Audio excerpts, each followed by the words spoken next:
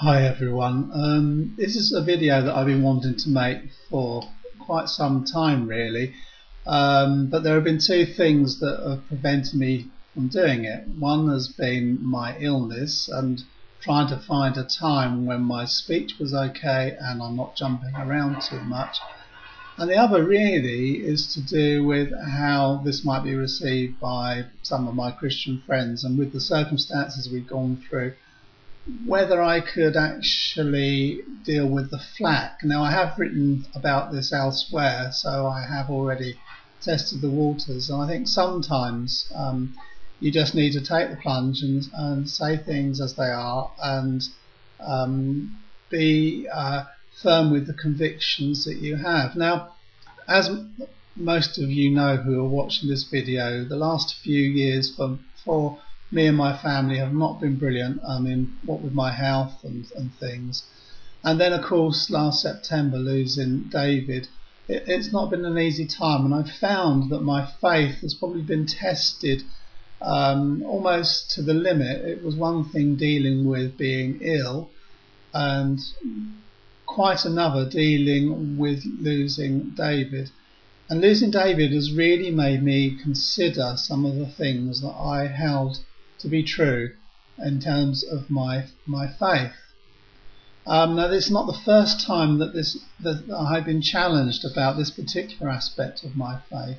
And the aspect I'm talking about really is the whole doctrine that the church in general tends to hold about what happens to those who don't believe, and particularly about the whole concept of eternal punishment. I mean, I don't mean, when I'm saying eternal, I mean that God punishes the lost, not just according to their sins, but forever and ever and ever without end.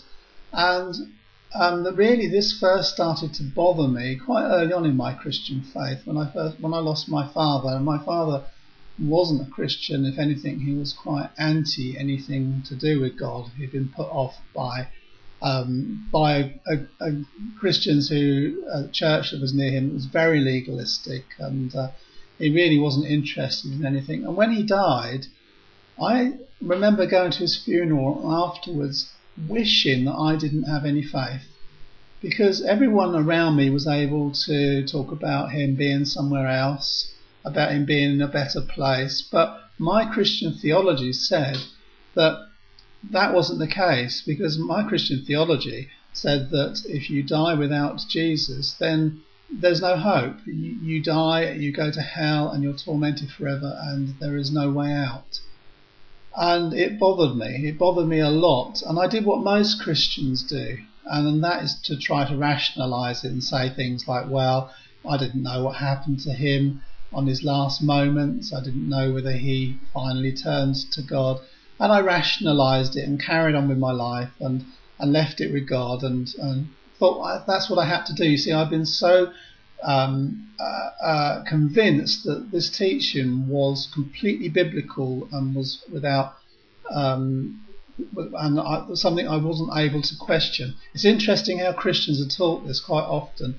The church has often become so firm in trying to keep everyone thinking the same thing that it makes Christians unable to actually see what the scriptures say, and to see even what other Christians have said in earlier times, and we just believe because we're told to believe, rather than because we know that's what is in God's heart. So anyhow, that was quite a difficult time, and I got through it. As I said, I rationalised things. I thought I had to stick with that, because I really thought it was a doctrine that was unalterable, that it was part of a fundamental of the Christian faith. So, of course, when it came to losing David, this really affected me quite badly. I know that David made a commitment as a child, and as a young person he made a commitment, but David wasn't living a Christian life. And again, it depends, you see, where you stand on your theology. Now, I know that some of those who aren't Christians who might be listening to this won't understand this, but there are basically two thoughts in Christianity in terms of the eternal destiny of believers, and one is the Calvinistic view, which is that God foreordains those who are going to be saved, because it's impossible for men and women to turn to God unless God chooses them and foreordains their salvation. And they believe that once saved, always saved, but they always tie on to the end that if you are truly saved. And the only way you know you're truly saved is if you continue with God. Now the Arminian side, which is another school of thought, is that God offers salvation to everyone, and whoever believes he accepts, but you can lose your faith and you can lose your salvation, and salvation is only determined upon your faith at the moment of time, in many ways. So both of these actually hold no sense of security at all for those who really think about it. There is no real sense of security in either of these positions. So anyhow, I was left, having lost David, having all sorts of questions about what happened to him. And it really made me think very carefully about what I believe. Now, I had been challenged about these beliefs and things I read in the past 2 years before this, but I've been unprepared to make a stand because I personally don't like conflict, and I'll be honest about that. I'd rather have a fairly easy life. But these are so important because I know there are other Christian parents who have lost their children in the same sort of circumstances who will go through the same questioning. And my first thought was that God had really duped me.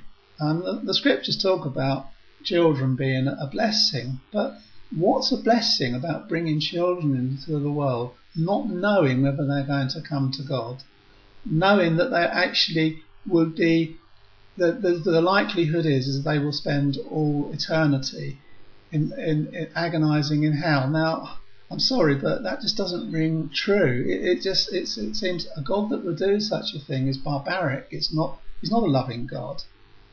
And I really thought this through. I thought that, okay, as Christians often we make the excuse and we say, well, we don't, we like to think that God always moves in the hearts of our children and they always become Christians and live godly lives. But I know enough people to know that that's not true.